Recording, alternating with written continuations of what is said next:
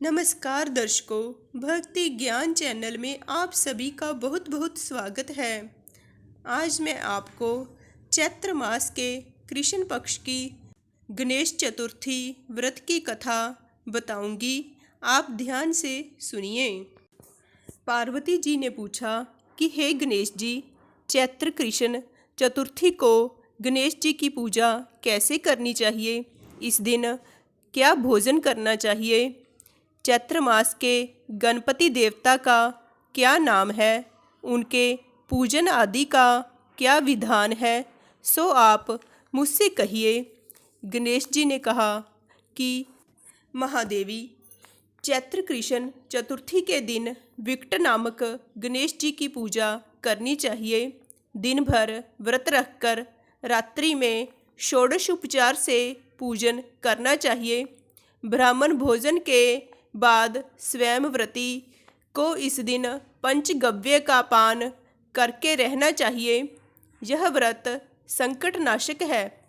इस दिन शुद्ध घी के साथ बिजोरे नींबू का हवन करने से बांझ स्त्रियां भी पुत्रवती होती हैं। हे शैलपुत्री, इसका इतिहास बहुत विचित्र है। मैं उसे कह रहा हूँ। इसके स्मरण मात्र से ही मनुष्य को सिद्धि मिलती है। प्राचीन काल में सतयुग में मकरध्वज नामक एक राजा हुए। वे प्रजा पालन के प्रेमी थे। उनके राज्य में कोई निर्धन नहीं था। चारों वर्ण अपने अपने धर्मों का पालन करते थे। प्रजाओं को चोर डाकू आदि का भय नहीं था। प्रजा स्वस्थ रहती थी। सभी लोग उदार, सुंदर, बुद्धिमान, दानी और धार्मिक थे। इतना सुंदर राज्य शासन होते हुए भी राजा को पुत्र की प्राप्ति नहीं हुई।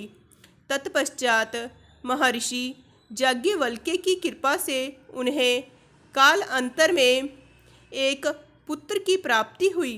राजा राज्य का भार अपने मंत्री धर्मपाल पर सौंपकर विविध प्रकार के खेल खिलौनों से अपने राजकुमार का पालन पोषण करने लगे।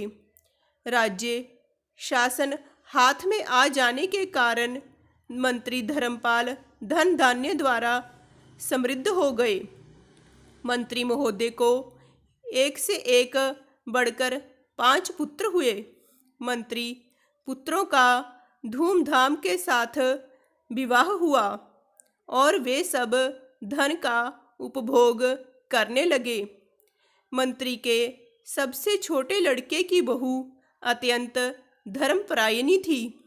चैत्र कृष्ण चतुर्थी आने पर उसने भक्तिपूर्वक गणेश जी की पूजा की।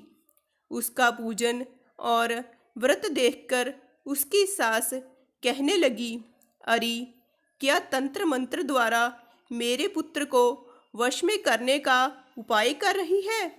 बार बार सास के निषेध किए जाने पर भी जब बहू ना मानी तो सास ने कहा, अरे दुष्टा, तू मेरी बात मान नहीं रही है। मैं पीट कर तुझे ठीक कर दूंगी। मुझे यह सब तांत्रिक अभिचार पसंद नहीं है। इसके उत्तर में बहू ने कहा, हे सासू जी, मैं संकटनाशक गणेश जी का व्रत कर रही हूँ। यह व्रत अत्यंत फलदायक होता है। अपनी पुत्रवधू की बात सुनकर उसने अपने पुत्र से कहा कि हे पुत्र, तुम्हारी बहू जादू टोने पर उतारू हो गई है।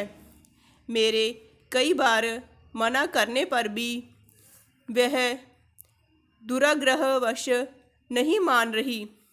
इस दुष्टा को मार पीट कर ठीक कर दो। मैं गणेश जी को नहीं जानती। ये कौन है और इनका व्रत कैसे होता है? हम लोग तो राजकुल के मनुष्य हैं। फिर हम लोगों की किस विपत्ति को ये नष्ट करेंगे? माता की प्रेरणा से उसने बहू को मारा पीटा। इतनी पीड़ा सहकर भी उसने व्रत किया। पूजन उपरांत वह गणेश जी का स्मरण करती हुई उनसे प्रार्थना करने लगी कि हे गणेश जी, हे जगतपति, आप हमारे सास ससुर को किसी प्रकार का कष्ट दीजिए, हे गणेश्वर, जिससे उनके मन में आपके प्रति भक्ति भाव जागृत हो। विभु विश्वात्मा गणेश जी ने सबके देखते ही देखते राजकुमार का अपहरण करके मंत्री धर्मपाल के महल में छिपाकर रख दिया। बाद में उसके वस्त्र आभूषण आदि उतार कर राजमहल में फेंक दिए और स्वयं अंतर्ध्यान हो गए। इधर राजा ने अपने पुत्र को शीघ्रता से पुकारा, परंतु कोई प्रत्युत्तर ना मिला। फिर उन्होंने मंत्री के महल में जाकर पूछा कि मेरा राजकुमार कहाँ चला गया है। महल में उसके सभी वस्त्र आभूषण तो हैं, लेकिन राजकुमार कहाँ चला गया है? किसने ऐसा निंदनीय कार्य किया है? हाय, मेरा राजकुमार कहाँ गया? राजा की बात सुनकर मंत्री ने उत्तर दिया, हे राजन, आपका चंचल पुत्र कहाँ चला गया इसका मुझे पता नहीं है। मैं अभी गांव, नगर, बाग बगीचे आदि सभी स्थानों में खोज कराता हूँ। इसके बाद राजा अपने सभी नौकरों, सेवकों आदि से कहने लगे, हे अंगरक्षकों, मंत्रियों, मेरे पुत्र का पता शीघ्र ही लगाओ। राजा का आदेश पाकर दूत लोग सभी स्थानों में खोज करने लगे। जब कहीं भी पता ना लगा तो आकर राजा से डरते डरते निवेदन किया कि महाराज, अपहरणकारियों का कोई भी सुराग नहीं मिला। राजकुमार को आते जाते किसी ने भी नहीं देखा। उनकी बातों को सुनकर राजा ने मंत्री को बुलवाया। मंत्री से राजा ने पूछा कि मेरा राजकुमार कहाँ है? हे धर्मपाल, मुझसे साफ साफ बता दे कि राजकुमार कहाँ है। उसके वस्त्र आभूषण तो दिखाई पड़ते हैं, केवल वही नहीं है। अरे नीच, मैं तुम्हारा वध कर डालूंगा, तेरे कुल को नष्ट कर दूंगा, इसमें जरा भी संदेह नहीं है। राजा द्वारा डांट पड़ने पर मंत्री चकित हो गया।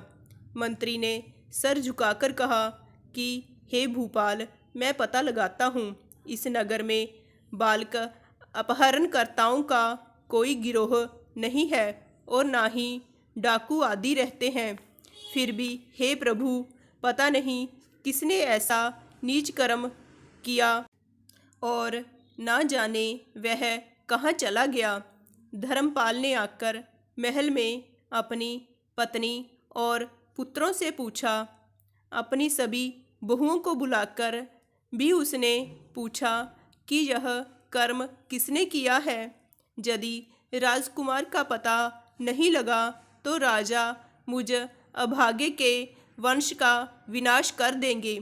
ससुर की बात सुनकर छोटी बहू ने कहा कि हे दादाजी, आप इतने चिंतित क्यों हो रहे हैं? आप पर गणेश जी का कोप हुआ है, इसलिए आप गणेश जी की आराधना कीजिए।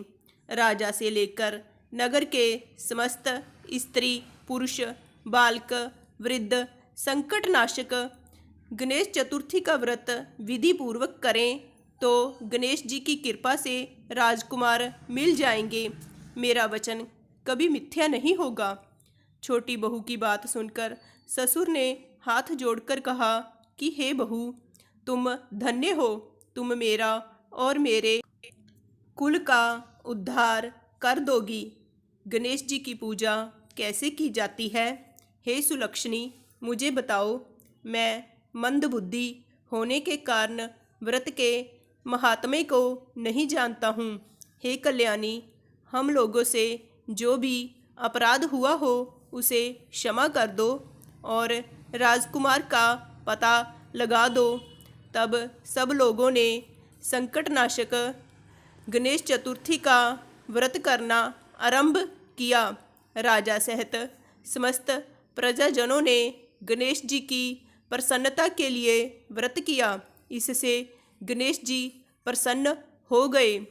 सब लोगों के देखते ही देखते उन्होंने राजकुमार को प्रकट कर दिया। राजकुमार को देखकर नगरवासी आश्चर्य में पड़ गए। सब लोग बहुत ही प्रसन्न हुए। राजा के हर्ष की तो सीमा ही ना रही। राजा कह उठे, गणेश जी धन्य हैं, और साथ ही साथ मंत्री की कल्याणी पतोहू भी धन्य है, जिसकी कृपा से मेरा पुत्र जमराज के यहाँ जाकर भी लौट आया। अतः सब लोग इस संतानदायक व्रत को निरंतर विधिपूर्वक करते रहें। श्री कृष्ण भगवान ने कहा कि हे राजा युधिष्ठिर, त्रिलोक्य में इससे बढ़कर कोई दूसरा व्रत नहीं है।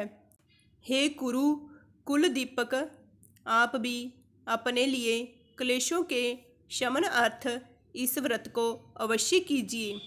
भगवान श्री कृष्ण जी के मुख से इस कथा को विस्तार पूर्वक सुनकर युधिष्ठिर ने बड़े ही भक्ति भाव से चैत्र कृष्ण चतुर्थी का व्रत किया और गणपति जी की कृपा से अपने खोए हुए राज्य को पुनः प्राप्त कर लिया।